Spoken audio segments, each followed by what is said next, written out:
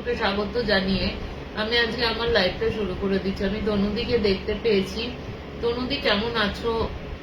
Good evening তনুদি। Actually না, সবসময় সব দিন মন মেজাজ ভালো থাকে না, কোনো ভালো থাকে না। তো আজকে আমাকে একটু ডাল লাগলেও চলো আজকে ঘটনাগুলো শুরু করে দিই। আজকে আজকে আমি আজকে একটা ঘটনা বলবো, সেটা হচ্ছে তোমার একটা প্ল্যানজেটের ঘটনা বলি। গুড ইভিনিং ভাই। তো প্ল্যানজেটের ঘটনাটা হচ্ছে, তো একটা কলেজের দুটো মেয়ে, তারা একজন হচ্ছে তোমার সেকেন্ড ইয়ারে পড়ে, একজন ফোর্থ ইয়ারে পড়ে। হয়ে যায় না যে থাকতে থাকতে দিদিদের সাথে এরকম আলো মানে বিয়ে হয়ে যায়। হ্যাঁ, তো চোখে না কি পড়েছে, তখন থেকে জ্বলেই যাচ্ছে চোখটা আমার, লাল হয়ে গেছে। তো যাই হোক, চোখটা জ্বলছে, বড় কিছু একটা পড়েছিল। তো যাই হোক, ওই একই কলেজে থাকতে থাকতে, একই হস্টেলে পড়তে পড়তে ওই সেকেন্ড ইয়ারের মেয়েটির সাথে, ধরে নিলাম সেকেন্ড ইয়ারের মেয়েটির নাম হচ্ছে রিমা, তার তোমার যে যার সাথে বন্ধুত্ব হয়েছিলাম তার নাম ধরে নিলাম প্রীতি।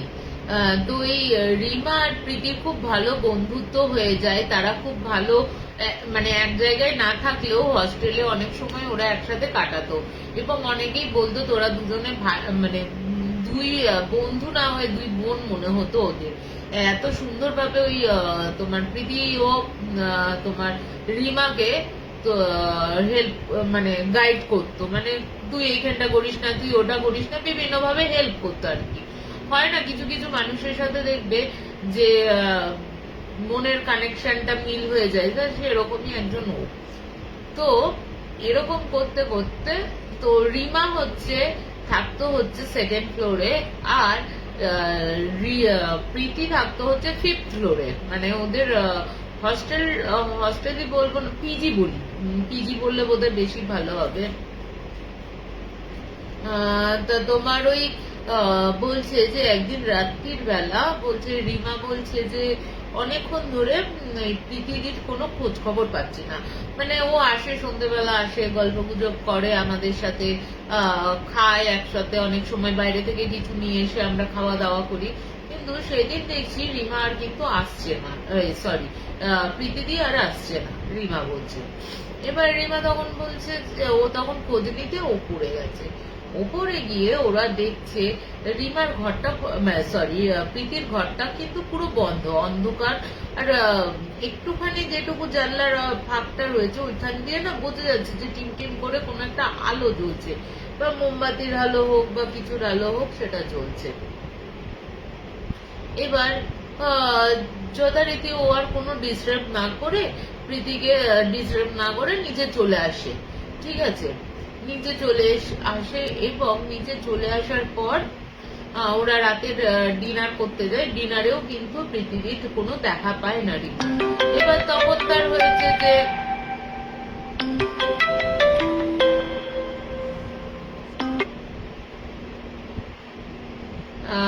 রিমা কে যে ফোন করছে বুঝতেও পারছি না। যাই হোক, ছেলের হয়তো কোনো বন্ধু বান্ধব ফোন করতে পারে। সরি একটু ডিস্টার্ব করা হয়ে যাওয়ার জন্য। তো তোমরা আমাকে দেখে বুঝতে পারছো আমি একটু ডিস্টার্ব হয়ে রয়েছি সব। তো যাই হোক, যেটা হলো সেটা হচ্ছে রিমা সেদিনও খেতে আসলো না।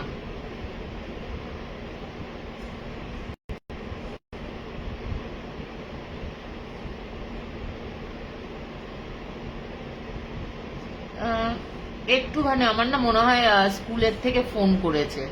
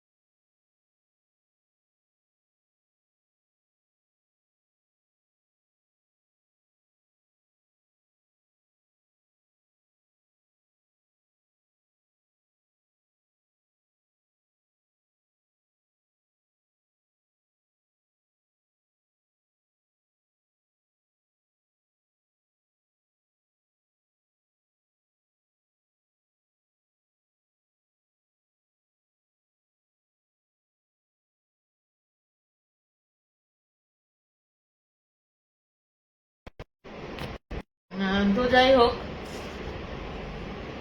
তোমরা হয়তো শুনতে পেলে কি হয়েছে ব্যাপারটা। অ্যাকচুয়ালি ছেলের কিছু একটা প্রোগ্রাম, মানে স্কুল থেকে ফোন করেছে কোনো একটা সাবমিটের জন্য। তো কি বলতো, এইসব যাই হোক, যেটা হচ্ছে সেই ম্যামের সাথেই কথা বলছিলাম।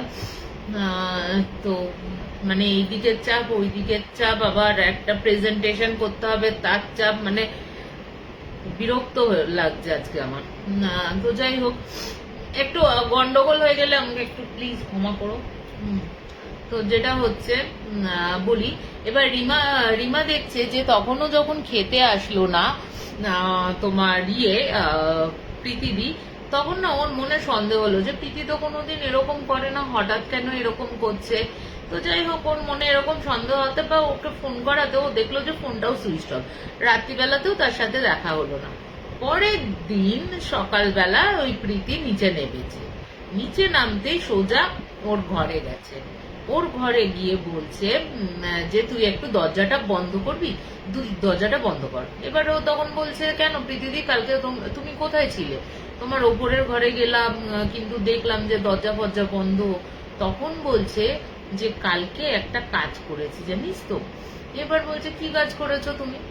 বলছে আমরা কালকে প্ল্যানচেট করেছি, মানে ধর প্রথমবার দুপুর বেলাটা অ্যাটেন্ড করেছিলাম, হয়নি, কিন্তু রাত্রির বেলাটা আমরা অ্যাটেন্ড করেছি। এবার ও তো শুনে বলছে প্ল্যানচেট, যে তুমি এত 2018-19 দাঁড়িয়ে তুমি প্ল্যানচেট করছো, কাকে ডেকেছো? এইসব আবার হয় নাকি?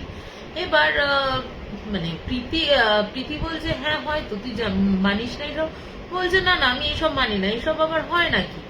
এবার রিমা দেখো সব বাড়িতেই যে আগের দিন বললাম যে হতে হতে যে আমার বাবা বিশ্বাস করে না, কিন্তু ভগবানকে বিশ্বাস করে, নেগেটিভকে বিশ্বাস করে না।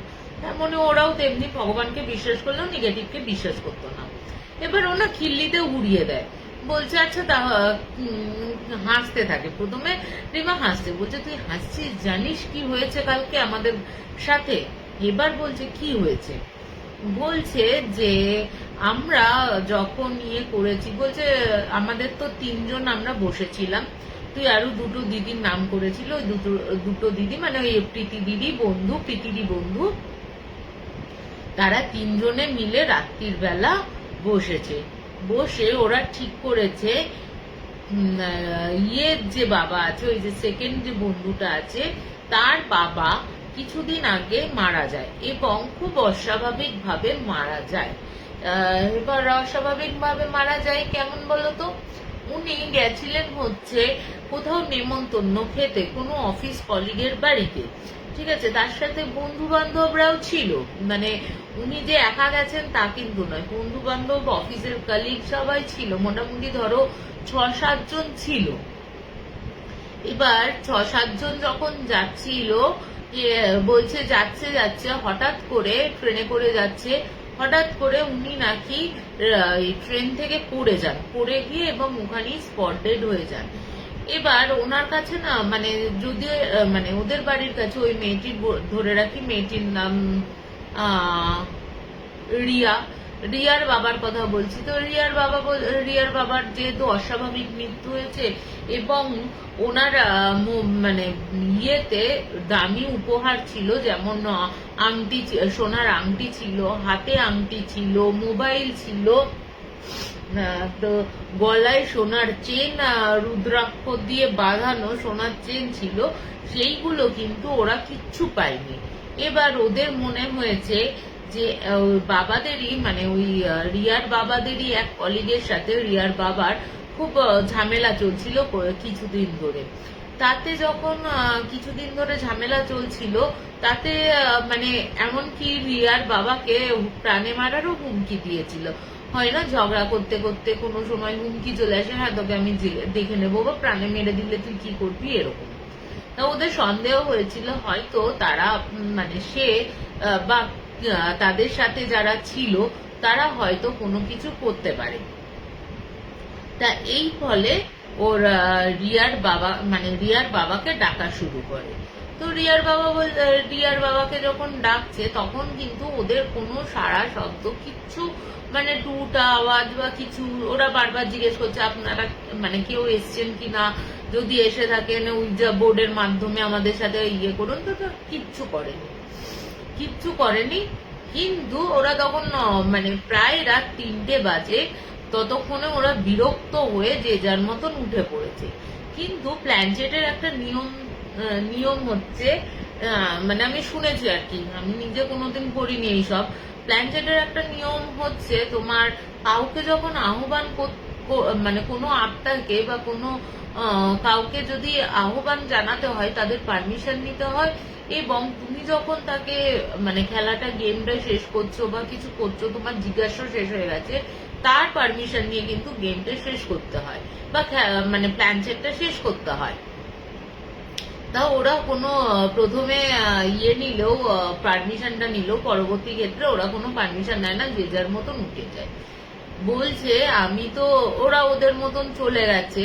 তারপর থেকে সারা রাত নাকি, মানে যেটুকু সময় ছিল ভোরের আলো না ফুটছে সেইটুকু সময় ওদের ছাদে ধূপ ধাপ আওয়াজ, মানে ওদের ছাদটা ছিল হচ্ছে এই পাশে ছাদ আর এই পাশে হচ্ছে চিলেকোঠার ঘর মতন, চিলেকোঠার ঘর বলবো না, মানে বলে না চিলেকোঠার ঘর আর আর কি। তো ছাদ সমেত ঘরটা ছিল এই রিমার, যেহেতু খোলামেলা, সরি প্রীতি, যেহেতু খোলামেলা পছন্দ করে। বলছে সারা রাত ওই ছাদে ধূপ ধাপ আওয়াজ। এবার বলছে যে যারা চারে থাকে তারা কিন্তু কোনো আওয়াজ পায়নি, তাদের তো আওয়াজ হওয়ার কথা, তারা কিন্তু কোনো আওয়াজ পায়নি। এবার বলছে যে প্রীতি বলছে যখন আমার একটু ওরকম আওয়াজ হচ্ছে, যখন আমি ভয় পেয়ে ঠাকুর নাম জপতে জপতে মানে প্রায় তন্দ্রা মতন এসে গেছে, হঠাৎ করে আমার দরজায় আর জানলায় দুটো, একটা জানলা ছিল একটা দরজা ছিল, ওই দুটো জানলা এবং দরজাতে সমান ভাবে টকাটক করে কেউ যেন খটখট খটখট খটখট করছে। এবার ও না ভয়ে, এবার ও না ভয়ে তোর ইয়ে করেনি,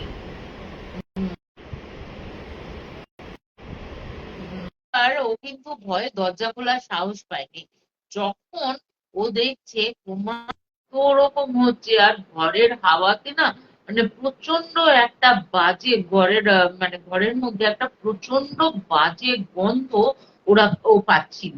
বলছে আমি যে ওই গন্ধ করে নিচে যাব বা তোর কাছে আসবো বা কাউকে ডাকবো সেরকম উপায় ছিল না। ফোনটা করতে যাচ্ছি, ফোনটা দেখছি পুরো বন্ধ হয়ে গেছে। যেই আমি চার্জে বসাচ্ছি তখন দেখছি চার্জ হচ্ছে না। বলছে হঠাৎ করে দেখলাম তারপরে যে আমি এরকম বসে রয়েছি চুপচাপ, ঠাকুরের নাম করছে, হঠাৎ করে মনে হলো খাটটা সেই যেমন ঝাড়া দিলে, মানে ঝাঁকা দিলে যেমন খাটটা নড়ে ওঠে, ওরকম নড়ে উঠেছে। নড়ে উঠতেই আমি যখন ওই প্রীতি বলছে ওই এক রাতের মধ্যে হয়েছে, প্রীতি বলছে আমি যখন ওরকম পা দিয়ে নিচে নামতে যাব, মানে পাটা ও তো খাটের ওপর এরকম বসেছিল, পাটা দিয়ে নামতে যাবে, বলছে এমন ভাবে আমাকে যেন মনে হলো কেউ পাটা ধরে ভ্যাঁচকা টান মারলো, আমি একদম উপুর হয়ে পড়ে গেছি। দেখ আমার এই এই কপাল ফপাল এই জায়গাগুলো দেখ কেমন কালশিটা পড়ে রয়েছে, দেখ হাতে রেখেটাও দেখিয়েছি। তো তখন বলছে তুমি এত কিছু এত রাতে তুমি সহ্য করেছো, তো তুমি কাউকে চিৎকার চেঁচামেচি করোনি? বলছে আমি চিৎকার করব কি, আমার তো গলার আওয়াজই বেরোচ্ছে না, আমি ভয়ে যে আমি কাউকে ডাকবো কিছু করব আমি সেটা বুঝতে, মানে আমি ইয়ে করতে পারছি না। এরপর রিমা বলছে যে দূর, তোমার হয়তো মনের ভুল প্রীতিদি, এইসব কিছু হয় নাকি, দূর তুমি হয়তো এরকম কিছু দেখেছো, তারপর ওর বাবাকে হয়তো তুমি ইয়ে করছো, দেখেছো বা মনে রয়েছে, ওইগুলো হয়তো তুমি স্বপ্ন দেখছে। বল, ও তখন বোঝাতে পারছে না রিমাকে। দেখো যে বিশ্বাস করে আর যে বিশ্বাস করে না তার মধ্যে একটা দ্বন্দ্ব থেকেই যায়। এবার যে বিশ্বাস করে সে তো বলছে, কিন্তু যে বিশ্বাস করে না তাকে তুমি জোর করে বিশ্বাস করাবে কি করে, তাকে তো জোর করে বিশ্বাস করানো যায় না। এরপরে তোমার রিমা তখন বলছে যে তুমি এক কাজ করো, আজকে রাত্রির বেলা বরঞ্চ ইয়ে করবো, মানে আজকে রাত্রির বেলা তোমার কাছে শোবো, দেখি তোমার কোন ভূত তোমাকে আটকায়। ঠিক আছে, তোমাকে কে জ্বালাতন করে, তোমার কি ইয়ে হয়, আমি সেটা দেখবো। তাই এবার তো ওরা দুজনে যে যার মতন কলেজে চলে গেছে। কলেজে চলে যেতেই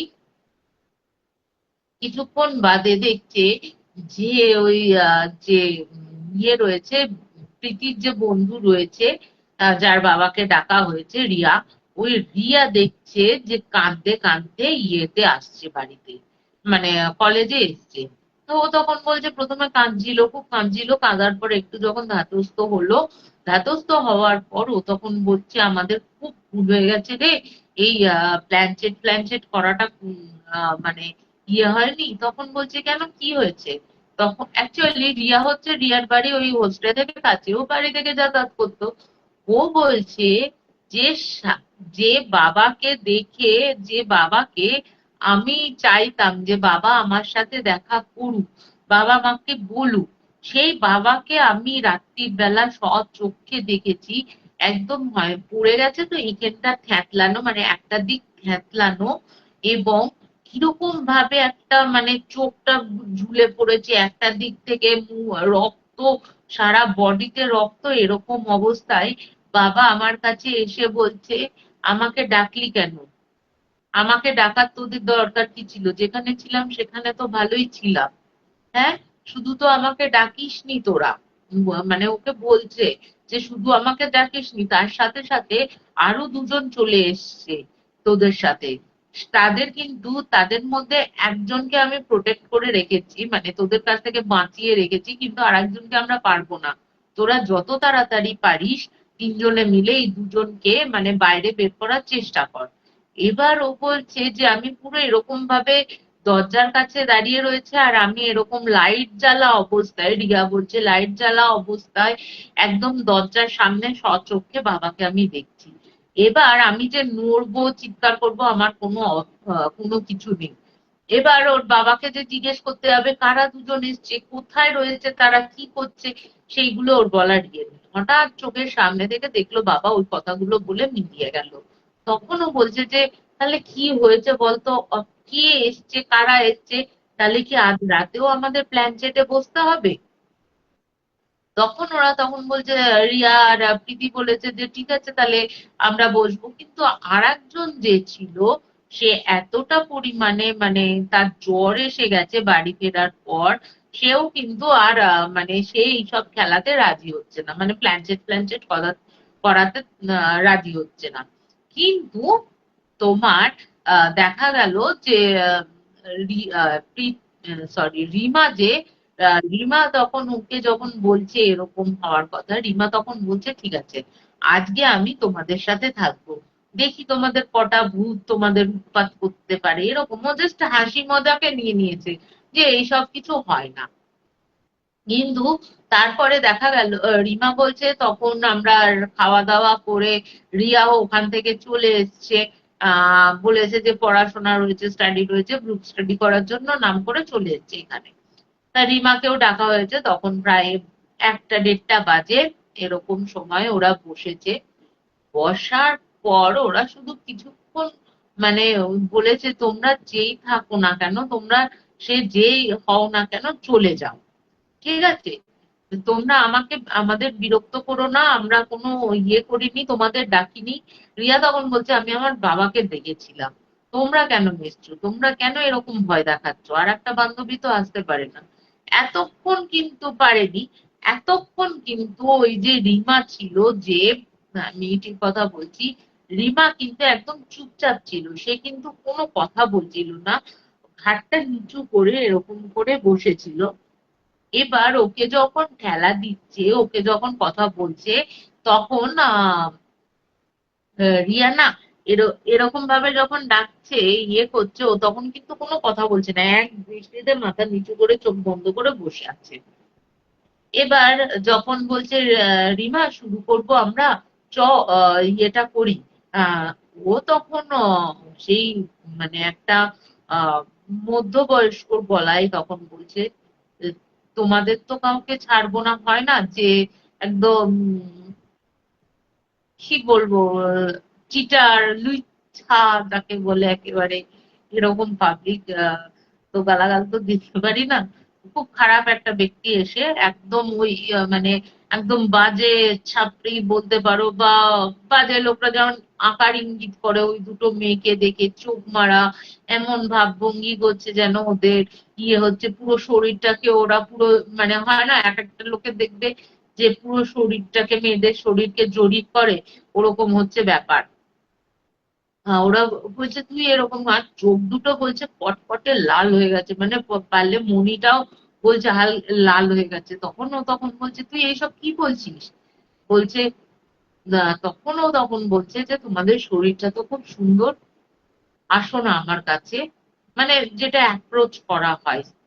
এবার ও তখন বলছে যে কি বলছিস তুই, কাকে বলছিস এইসব কথা।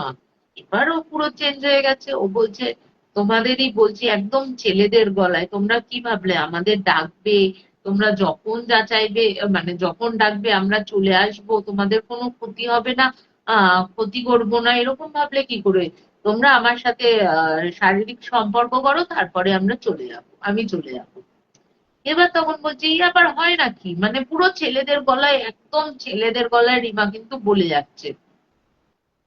এবার রিয়া আর প্রীতি ভাবছে যে এই রে, এবার তাহলে আমরা কি করব, যে এই তো মানে এ তো হয়ে গেছে, মানে ওদের তখন আত্মারাম খাঁচা ছাড়া মানে হৃৎপিণ্ড প্রায় গলার কাছে উঠে এসছে ওদের ভয়ে। তার মধ্যে বাইরে থেকে ধূপ ধাপ ধূপ ধাপ কেউ যেন ভারী পায়ের আওয়াজ করে কেউ যেন বাইরে চলাফেরা করছে। তার সাথে মাঝে মধ্যে ওই জানলায় একবার দরজায়, কখনো কখনো একসাথে দুটো জানলা দরজাতেই আওয়াজ হচ্ছে, মানে ফটফট ফটফট করে কেউ যেন ডাকছে। এবার রিমা তখন বলছে কি গো, তোমরা খুলে দাও, ও তো এসছে, একটাকে আমি নেব, একটাকে ও নেবে। এবার ওরা বলছে কি সব বাজে কথা বলছো, আহ আমরা তুই এখানে যা পারিস কর একা, আমরা নিচে চলে যাচ্ছি। বলছে যে আমরা যে উঠেছি, এটা এই ভার্সনটা হচ্ছে প্রীতি আর রিয়ার ভার্সন, ঠিক আছে, ওর তো আর কিছু মনে নেই, রিমার কিন্তু আর কিছু মনে নেই। এবার প্রীতি বলছে আমরা যখন রাগ করে আলো ফালো জ্বালিয়ে দিয়েছি, জ্বালিয়ে বাইরে বেরোতে যাব, দরজা কিছুতেই খুলতে পারছি না, মানে কোনো ভাবেই দরজা আর খোলা যাচ্ছে না, যে সামান্য একটা কিন্তু ছিটকিনি দিয়ে আমরা রেখেছি, কোনোভাবে দরজা দেয়া যাচ্ছে না।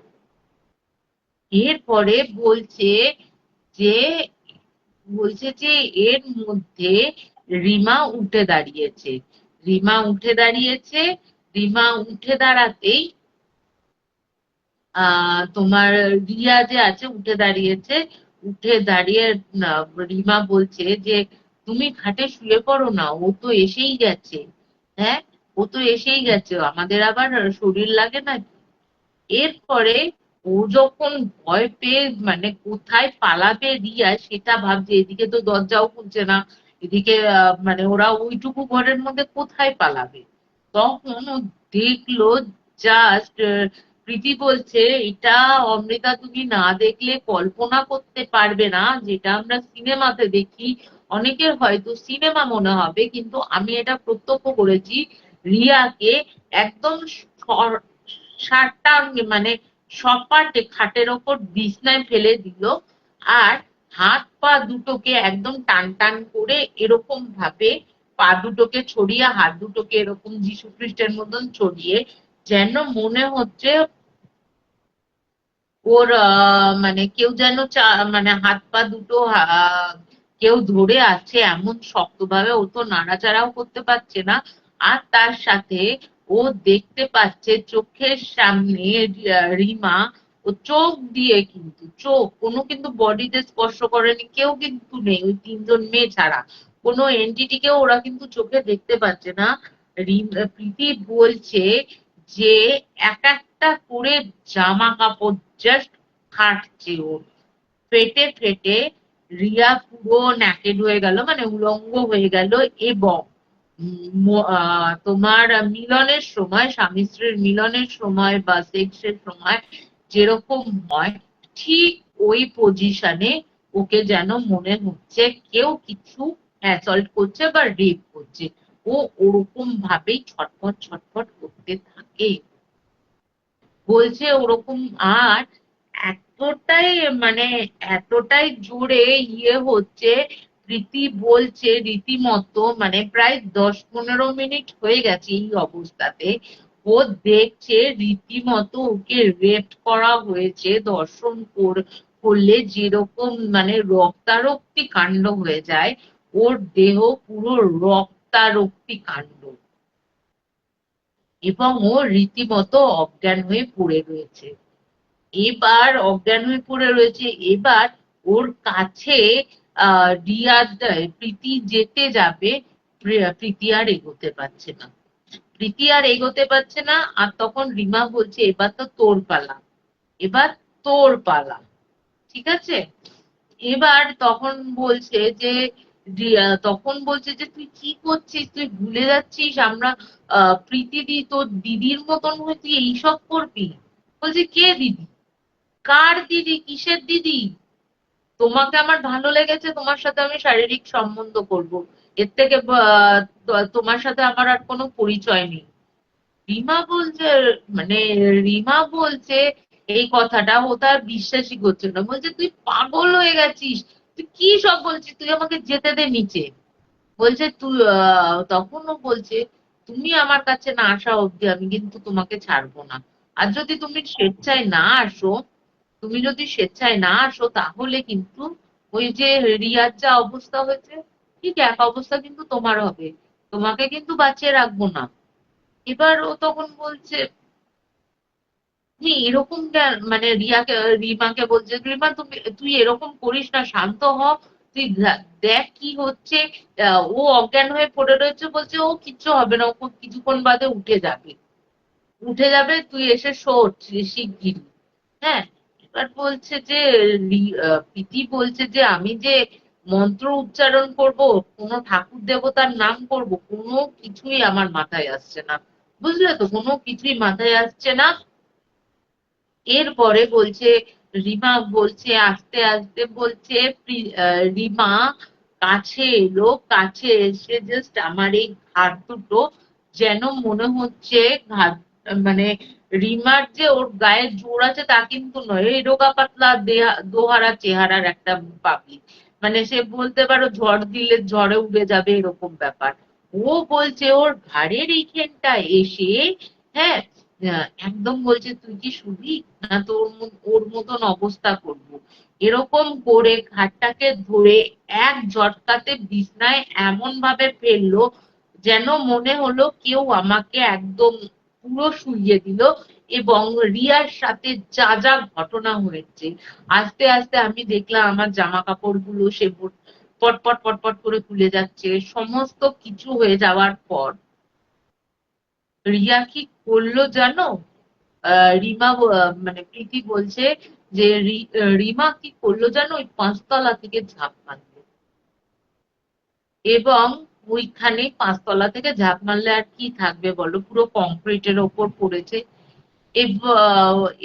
ও যখন এবার প্রীতি বলছে যে এই ঘটনাটা রিমা যখন ঝাঁপ দিয়েছে তখন কিন্তু আমি জানি না, ততক্ষণ আমি অজ্ঞান হয়ে গেছি, এবং আমাদের দুজনকে ওরকম অবস্থায় নিচে আসছি না দেখে বেশ কয়েকজন আমাদের যারা ফ্রেন্ডস আছে তারা এসে দরজা ধাক্কাধাক্কি করে দরজা ভেঙে আমাদের ওই অবস্থায় উদ্ধার করে। তারপরে আমরা জানতে পারি যে রিমা কিন্তু 5 তলার ছাদ থেকে পড়ে গেছে এবং ওখানেই ও স্পট ডেড। তারপরে বলছে যে ও তো কোনোভাবেই হলো না, প্রীতি বলছে যে আমি আহ এই দৃশ্য, রিমার মৃত্যু এইসব না আমি আর নিতে পারিনি, এসব না নিতে পেরে না আমি বাড়ি চলে যাই। তো ওর বাড়ি হচ্ছে বেনারসে।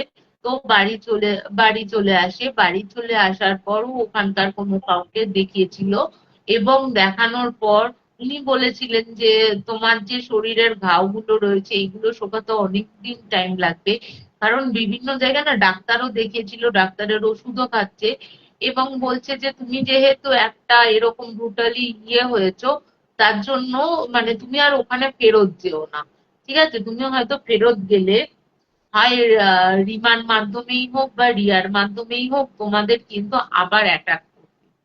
তো ওর এই ব্যাপারটা মেনে নিতে প্রায় অনেকদিন সময় লেগেছিল, নিজেকে হিল করতে প্রচুর সময় লেগেছিল। এই সময় যখন ওর এরকম বিধ্বস্ত অবস্থা চলছে, ওদের বাড়িতে ফোন আসে, কিন্তু ওরা জানায় না যে কি হয়েছে না হয়েছে। যখন প্রীতি একটু মানে সুস্থ সবল হয়েছে, মানে নিজেকে সামলাতে পেরেছে এইসব ব্যাপার থেকে, যে কি বলবে, পাবলিককে কি বলবে, ভূতে আমাকে রেপ করেছে, কি বলতে পারে বলো? ও তো মানে নিজেকে তো বিয়ে করতে হবে না?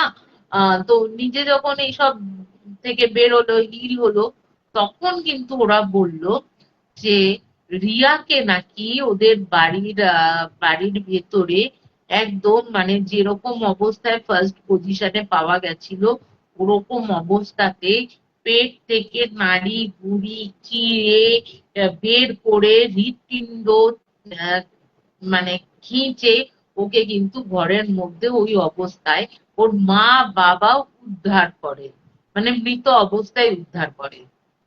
তখন ও তখন ও বলেছিল যে তোরা যে কাজটা করেছিস সে খুব ভুল কাজ করেছিলিস, তোরা কেন বেকার বেকার এইসব করতে যাস, মানে ওদের অনেক বুঝিয়েছিল। প্রীতিকে বলেছিল, প্রীতি মানে এই দুটো মৃত্যু পর পর ওর মানসিক সন্তুলন না আস্তে আস্তে মানে ভেঙে পড়েছিল। তো অনেক সাইকিয়াট্রিস্ট দেখানো হয়, সাইকিয়াট্রিস্ট দেখানোর পরও না ও কি বলতো মানে কিছু কিছু সময় মানে হয় না যে কিছু কিছু সময় তারটা জোড়া লাগে, কিছু কিছু সময় আবার ওই সেই পুরোনো দিনের কথা মনে পড়ে যায়, তখন বলে না তুমি তোমরা আমাকে মেরে ফেলবে, ও আমাকে মেরে ফেলবে, ওকে দেখতে পাচ্ছি, এরকম অবস্থায় চলে গেছে। মানে এইটা ছিল একটা মারাত্মক ঘটনা। একটু ভাষা ভাষা, কারণ প্রীতি আমাকে নিজে জানিয়েছে এবং পরবর্তী সময়ে ওর বোন কিছুটা বলেছিল বলেই আমি জানতে পারছি। কারণ ও যখন সুস্থ থাকে তখন এই ঘটনাগুলো মানে ঘটনাটা বলেছিল। এবার ও আর পড়াশোনা করেনি, মানে ওই হোস্টেলে আর ফিরে যায়নি বা কলেজেও, আর যেহেতু মানসিকটা ঠিক ছিল না, ঠিক নেই, আজও ঠিক নেই, মানে একটা ব্রিলিয়ান্ট স্টুডেন্টের কি মর্মান্তিক পরিণতি হতে পারে ভাবো। মানে এইসব বলে না যে এইসব অকাল্টের কাজ কাজ করা বাবা দরকার নেই, এইসব থেকে বিরত থাকো, ওদের কি দরকার তোমার জানার কিভাবে ইয়ে হয়েছে না হয়েছে? এইসব জানতে গেলে তো ওই অকালে ওই রিমাকেও প্রাণে মরতে হতো না, রিয়াকেও মরতে হতো না, আর এই জীবনটাও এইভাবেই নষ্ট হয়ে যেত না। তো বলছে যে তো প্রীতির বাড়ির লোকই বলে যে এই বোকামির জন্য হয়তো ও মানে এই বোকামি গুলো করতে গেছিল। কেন করতে গেছিল, কিসের জন্য করতে গেছিল, কেন মাথায় ভূত ঢুকেছিল ওদের এই সবের জন্য? কারণ আগে কিন্তু প্রীতির মনে এই ভূত মানে ভগবান এইসব কিন্তু কিছুই ছিল না, মানে ও পুরোপুরি নাস্তিক ছিল। হঠাৎ করে এই কলেজে পড়ার পর থেকে কেন যে এরকম হলো ওর বাড়ির লোকও জানে না। তো এই হচ্ছে আমার ঘটনা ছিল আজকে, একটা হস্টেলের ঘটনা এবং মর্মান্তিক ঘটনা মৃত্যুর। তো আজকে আমি এখানেই শেষ করছি। গুড নাইট, শুভরাত্রি, সকলে ভালো থেকো। আর গীতাদি গুড ইভিনিং, সত্যি ভালো আছো? তো আজকে এখানেই শেষ করছি। তো আবার ছেলেকে নিয়ে বসতে হবে অ্যাসাইনমেন্ট, বাবা ভালো লাগে না।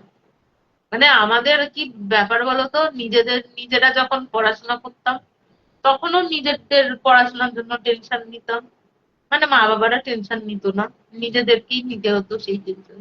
এখন মা মা হয়ে যাওয়ার পর এখনো আমাকেই টেনশন নিতে হয়। বিন্দাস আমার মা বাবা আমার ছেলে, কোনো টেনশনই নেই। দেখো, মানে এতটা ইয়ে হয়ে গেছে তারও কিন্তু কোনো টেনশন নেই, কিচ্ছু নেই। তো এই হচ্ছে ব্যাপার, এই হচ্ছে ঘটনা। আমাকে এখন অ্যাসাইনমেন্টের জন্য তাকে মুখস্থ করাতে হবে, আবার কালকে স্কুল আছে, মানে বিশাল ঝামেলা। তো আজকে এখানেই শেষ করছি। গুড নাইট, শুভরাত্রি, সকলে ভালো থেকো।